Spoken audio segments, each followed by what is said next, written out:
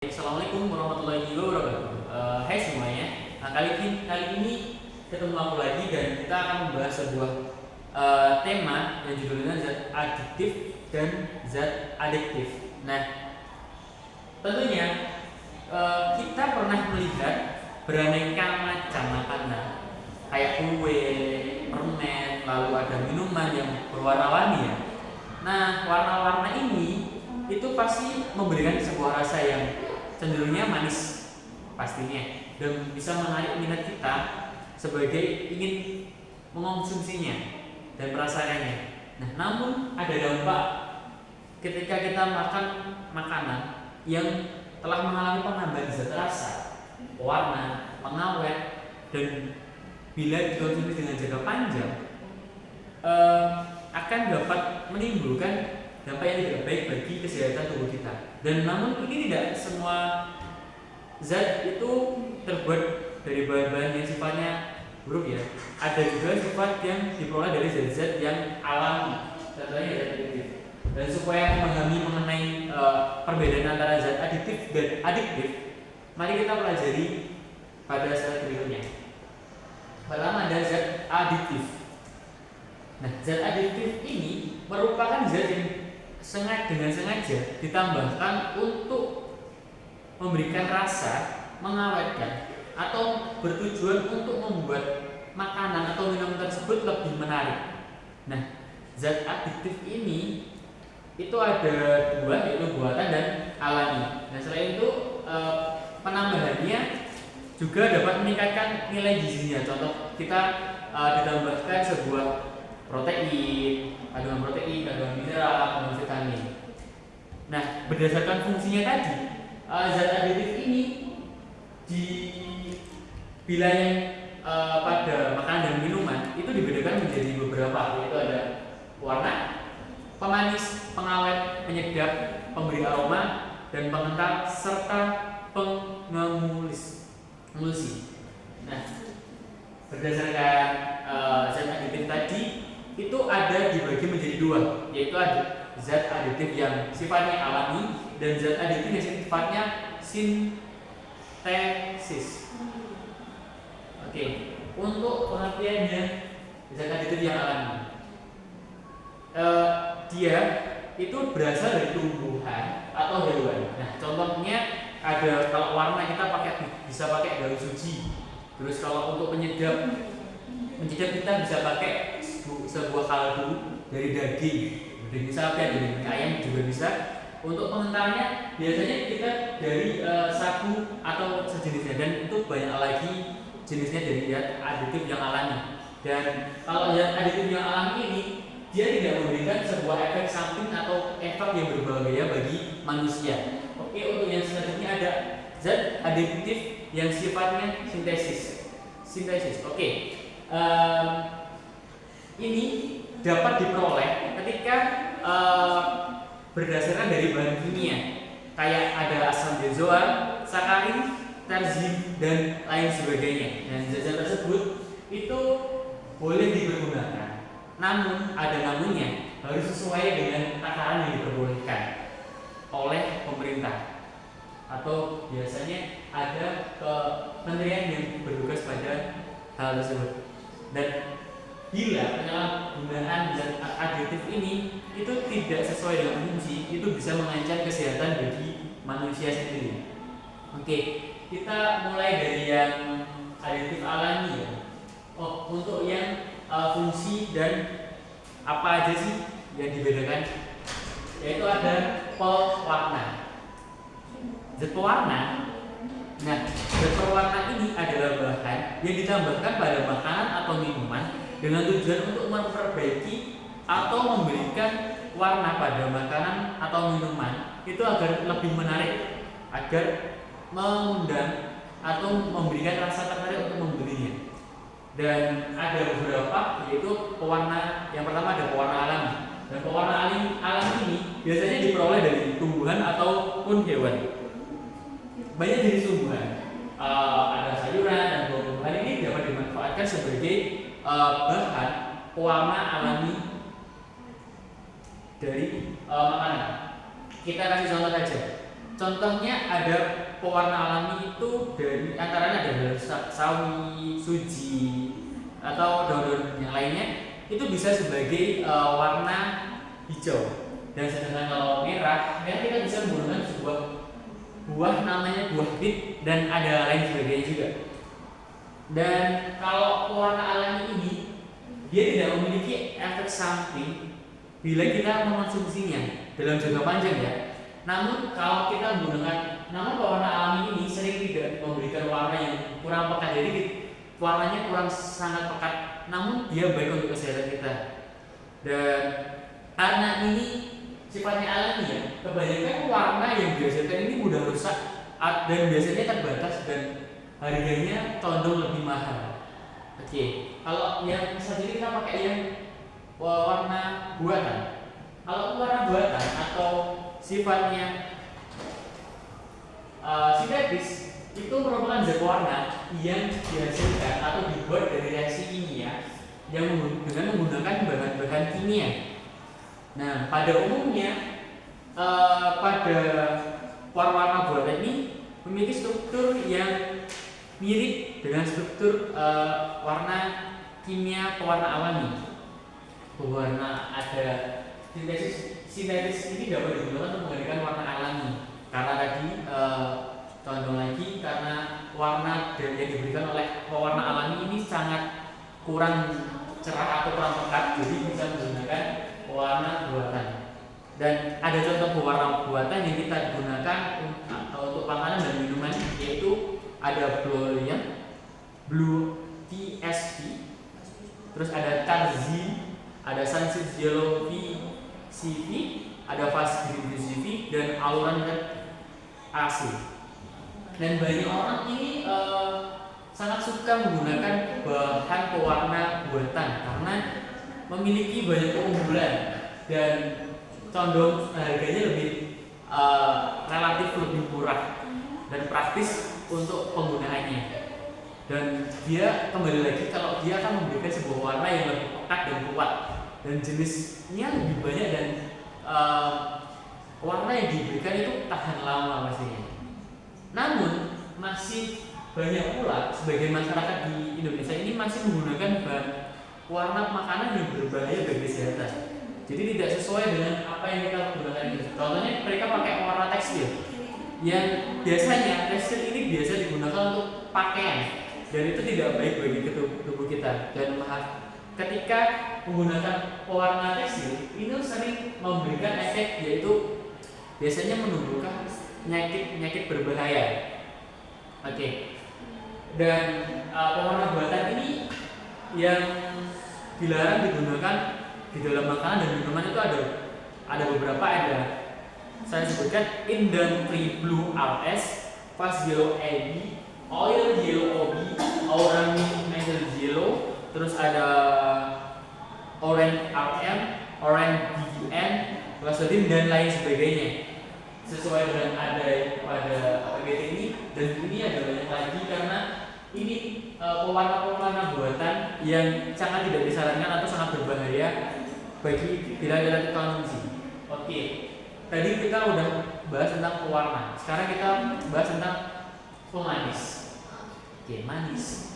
Oke, pemanis sendiri merupakan bahan yang ditambahkan secara sengaja pada makanan ataupun minuman untuk menambahkan rasa manis pada makanan atau minuman tersebut. Berdasarkan asal bahan pemanis itu ada juga dua, yaitu melalui pemanis alami juga dan pemanis buatan. Kita pertama membahas yang pemanis alami.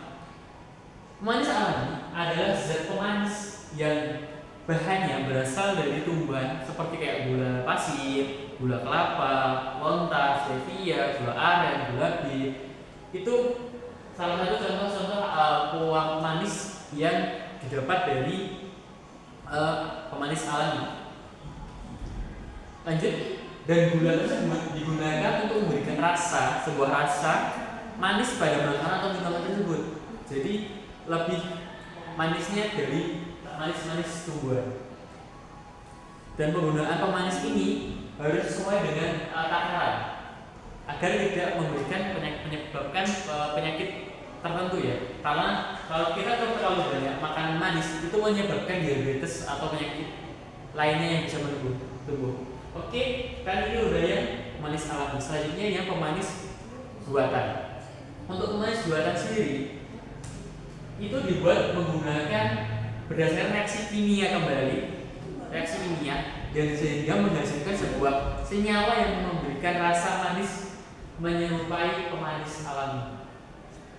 Dan ada beberapa contoh pemanis buatan, yaitu ada sakarin dan aspartam. Dan biasanya pemanis buatan ini dapat digunakan untuk menggantikan pemanis alami bagi penderita kencing manis. Ada sisi positifnya juga sebenarnya. Dan penggunaan pemanis buatan ini yang berlebih juga dapat menyebabkan gangguan pada kesehatan juga, karena dia juga berguna dari bahan kimia, dan juga dia pada yang disebutkan tadi bahwa kalau terlalu banyak gula dia menyebabkan terlalu manis dia menyebabkan diabetes. Dan setelah pemanis itu ada namanya pengawet. Pengawet sendiri merupakan zat yang ditambahkan pada makanan atau minuman yang bertujuan untuk menghambat kerusakan sehingga daya simpannya itu dapat meningkat. Bahan pengawet mencegah tumbuhnya mikroorganisme yang sedang beraktivitas, mikroorganisme yang dapat disebut. Jadi kita untuk menahan agar makanan tersebut tidak tetap membusuk atau memperlama pembusukannya. Ini ada beberapa jenis bahan pengawet dan serta penggunaannya. Dapat kita lihat kalau ada azam benzoat, natrium benzoat, dan kalium benzoat itu kita gunakan untuk mengawetkan makanan dan minuman yang contohnya ringan seperti kecap, saus juga. Ada aspartam mengawetkan daging olahan, terus ada kaldu, bawang kaleng, natrium benzoat itu mengawetkan daging olahan dan keju, dan kita sebelumnya dari bawang semua ini. Bisa kalian lihat beberapa banyak ini contoh pengawet untuk makanan dan minuman. Dan ada cara pengawetan dengan alami, antara lain dengan cara melakukan pengeringan. Ada pengasapan, terus ada penggaraman, pengasaman. Kalau biasanya kita lihat pada daerah pantai, pesisir pantai itu menggunakan cara penggaraman dan juga pengeringan agar membuat daya tahan atau sisa untuk pengawetannya lebih lama. Yang keempat ada yang namanya penyedap. Penyedap sendiri itu merupakan bahan yang ditambahkan untuk meningkatkan cita rasa makanannya.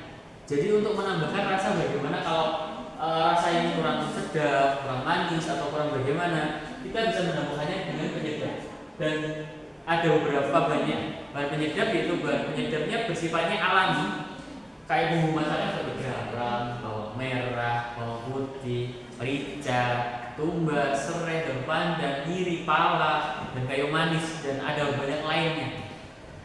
Dan juga ada penyedap buatan yang umumnya digunakan untuk memberikan rasa sedap bagi makanan. Kalian pasti tahu yaitu MSG atau monosodium glutamate, atau kalian biasa sebutnya micin.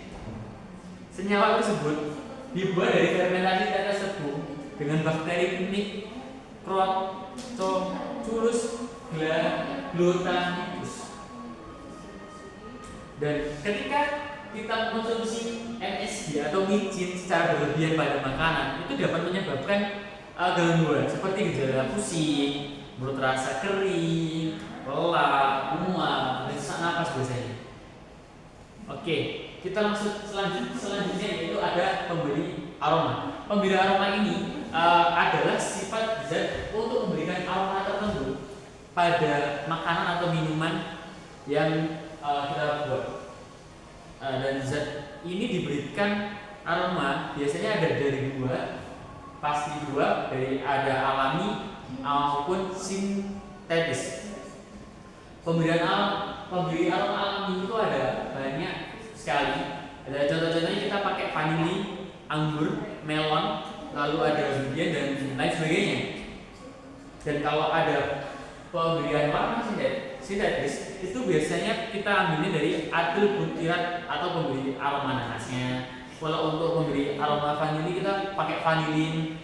Kan kalau kita memberikan aroma dan buah anggur biasanya kita menggunakan metil antranilat, dan itu dari pemberi aroma yang sifatnya sintetis dan sifatnya alami. Dan selanjutnya ada pengental atau poin 6 yaitu pengental. Pengental sendiri merupakan zat yang akan ditambahkan kepada makanan atau minuman untuk memberikan atau mempertahankan dispersi lemak dalam air atau sebagainya. Dan ini ada contohnya, yaitu kita ada zat pemulsi antara lain ada lecithin yang mengandung kuning telur dan atau kedelai. Nah, lecithin ini digunakan untuk membuat mayones atau mentega. Oke, kita lanjut kepada sifat zat yang kedua, yaitu sifat zat yang bernamanya adiktif. Adiktif sendiri adalah zat yang apabila kita minum itu dapat menyebabkan ketergantungan atau sifatnya adiksi, atau ingin menggunakannya secara terus-menerus. Jadi kayak kita sifatnya ketagihan kalau mengonsumsi zat yang sifatnya adiktif. Ada beberapa jenis zat yang sifatnya adiktif. Yang pertama ada narkotika. Narkotika sendiri adalah zat berbahaya yang dilarang sekali penggunaannya karena dia memberikan efek berbahaya bagi tubuh manusia. Dan penggunaan zat narkotika ini diatur oleh hukum dan harus ada pengawasan dan resep dari dokter. Narkotika sendiri itu dapat diartikan sebagai zat atau obat yang berasal dari tanaman yang dapat menyebabkan penurunan atau perubahan kesadaran, menghilang atau mengurangi rasa nyeri, dan menyebabkan ketergantungan bagi penggunanya. Dan ini sangatlah dilarang oleh negara, dan ada badan khusus untuk menangani zat-zat seperti ini untuk menangkap seseorang yang menggunakan narkotika. Ada beberapa jenis narkotika, itu ada dibagi menjadi 3. Narkotika sendiri dibagi menjadi 3, oke? Ada narkotika golongan 1 itu seperti heroin, putau, kokain, dan ganja. Ada golongan 2 ada morfin, petidin, terus ada metadon, dan kalau yang golongan ketiga itu ada kodein. Oke, itu yang pertama ada narkotika. Selanjutnya ada psikotropika. Psikotropika sendiri adalah zat yang memberikan dampak pada mental dan perilaku seseorang. Dan apabila seseorang ini mengidap insomnia atau kurang tidur, dia dapat mengonsumsi, kalau dia mengonsumsi obat tidur yang digolongkan pada psikotropika, itu dapat membuat dia tidur nyenyak dan dapat mengganggu untuk dirinya. Penggunaan zat ini harus sesuai dengan resep yang diberikan oleh dokter dan sesuai dengan pengawasan dokter. Kalau tidak, dia akan sifatnya ketergantungan dan bersifat jelek sekali untuk tubuh dia. Dan untuk psikotropika ini dibagi menjadi ada 4 golongan. Yang pertama ada psikotropika golongan 1. Ada yang pertama itu ekstasi, MDMA, LSD, STP, dan DOM. Dan kalau yang psikotropika pada golongan 2 itu ada amfetamin, metamfetamin, fenistilin, dan Ritalin. Kalau yang golongan 3 itu ada pentobarbital dan flunitrazepam. Dan serta yang terakhir atau golongan yang keempat itu ada diazepam, clobazam, phenobarbital, berbital, dan Clozarzepam. Ini untuk yang psikotropica. Dan selanjutnya ada zat proaktif lainnya, yaitu zat-zat psiko lainnya serta selain narkotika dan psikotropika yang mempengaruhi kerja sistem saraf pusat kayak nikotin, alkohol, dan kafein. Apabila zat-zat tersebut dikonsumsi dengan jumlah besar atau berlebihan, itu dapat menyebabkan dan menimbulkan dampak yang buruk bagi kesehatan manusia sendiri atau kesehatan tubuh sang pengguna. Dan yang pertama ada nikotin. Kalau nikotin, dia itu mengandung zat-zat yang sifatnya berbahaya, dan antaranya ada karbon monoksida atau zat yang racun, terus nikotin, tar, nitrogen, oksida, lalu ada gas hidrogen sianida, terus amonia, dan zat metanol. Dan sedangkan bila seorang meminum alkohol dan dalam kandungan alkohol ini itu dapat mengalir dalam darahnya, akan lebih tinggi dan menyebabkan efek yang memabukkan. Dan hal tersebut bisa menyebabkan hilangnya kesadaran pada peminum alkohol tersebut. Jadi ada alasan mengapa kalau zat seperti kita sebutkan tadi ada narkotika, psikotropika, dan zat psikoaktif yang lainnya itu sangat dilarang oleh negara karena dapat memberikan dampak negatif bagi tubuh manusia, khususnya generasi muda atau generasi tua. Karena narkoba sangat buruk bagi kehidupan Anda. Nah, ada dampak-dampak nih dari penggunaan zat-zat adiktif. Ada penggunaan dari zat-zat yang sifatnya adiktif bagi kesehatan manusia atau tubuh kalian semua. Yaitu ada dampak ketika kalian menggunakan narkotika nih. Ada beberapa jenis ya kan. Narkotika itu ada heroin, morfin, opium, kodein. Itu kalau kalian konsumsi dalam jangka pendek dapat menghilangkan rasa nyeri, tegang otot, nyaman, dan mengantuk. Namun jika sudah ketergantungan, kalian dapat menyebabkan sembelit, gangguan siklus menstruasi, siklusnya bermasalah menstruasinya, terus hipotensi, dan hampir juga atau juga bisa menyebabkan kematian ketika kalian mengkonsumsinya yang sifatnya overdosis kalau kalian terlalu banyak mengkonsumsinya.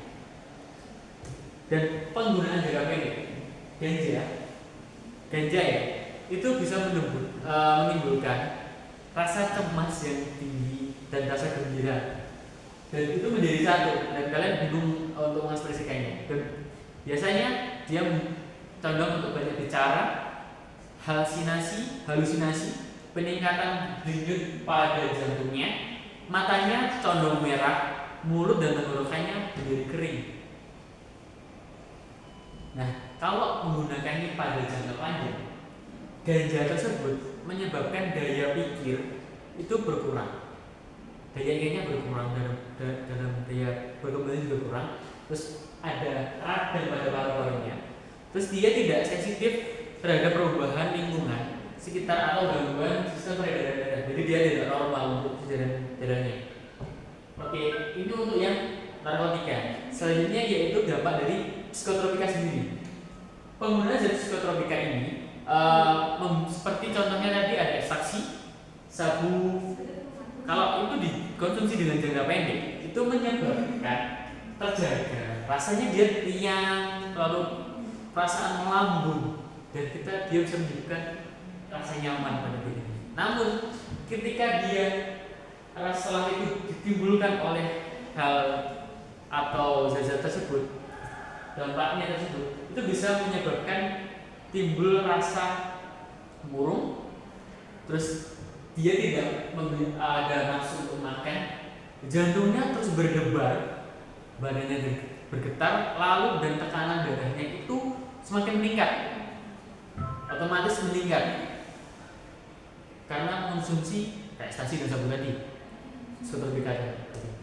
Dan kalau dia mengkonsumsi dalam jangka panjang, itu dapat menyebabkan kekurangan gizi pada tubuh dia, kayak anemia, terus penyakit jantung juga muncul, terus dia dapat menyebabkan gangguan jiwa, pembuluh darah pada otaknya itu bisa pecah karena tak disebabkan stroke, atau bisa jadi gagal ginjal juga, dan bisa berujung pada kematian. Oke, ini yang psikotropika. Selanjutnya yang dampak dari penggunaan zat psikoaktif lainnya. Oke, pertama alkohol. Alkohol ketika dikonsumsi akan masuk ke dalam tubuh, tepatnya pada pembuluh darah yang menuju kepada otak, yang dapat menekan kerja otak ketika mengonsumsinya dan menyebabkan penyebab dari minuman beralkohol itu dia menjadinya mabuk, jalannya sempoyongan, dan memicu amarah, memicu emosi saja.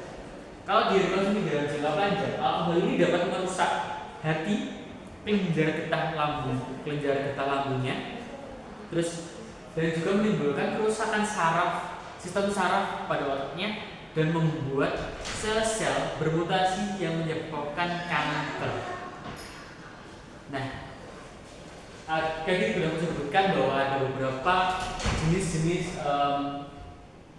bahan zat adiktif dan adiktif. Nah, ini untuk penyegaran diri dari bahaya narkoba. Ada beberapa yang dapat dilakukan untuk menjaga diri dari bahaya narkoba. Itu ada antara lainnya, yang pertama, kalian berusaha untuk mengenali dan menilai diri kalian sendiri. Maksudnya gimana? Ketika kalian mengenal diri dan menilai diri kalian sendiri, kita akan menyadari apa sih kelemahan kita, kekuatan kita, kekurangan kita, kelebihan kita, dan bisa jadi serta ketika ada kelebihan itu bisa menunjukkan cita-cita kita dan tujuan hidup kita itu ada bisa tercapai, ada usahanya untuk mencapai hal tersebut. Nah, setelah kalian mengenal diri kalian sendiri, itu pasti lebih mudah dalam mengarahkan perilaku untuk mencapai tujuan hidup atau cita-cita yang kalian inginkan. Karena kalian sudah mengenal dan menilai diri kalian, kalau kalian sudah tahu potensi kalian seperti apa. Nah, yang kedua ada meningkatkan harga diri kalian. Nah, orang lain yang memiliki harga diri, orang yang memiliki harga diri yang kuat, dia akan bangga dengan hasil perilaku baik dari dirinya, dan dia mampu bertanggung jawab dan serta memiliki perilaku yang dapat mencegahnya dari pemakaian bahaya narkoba.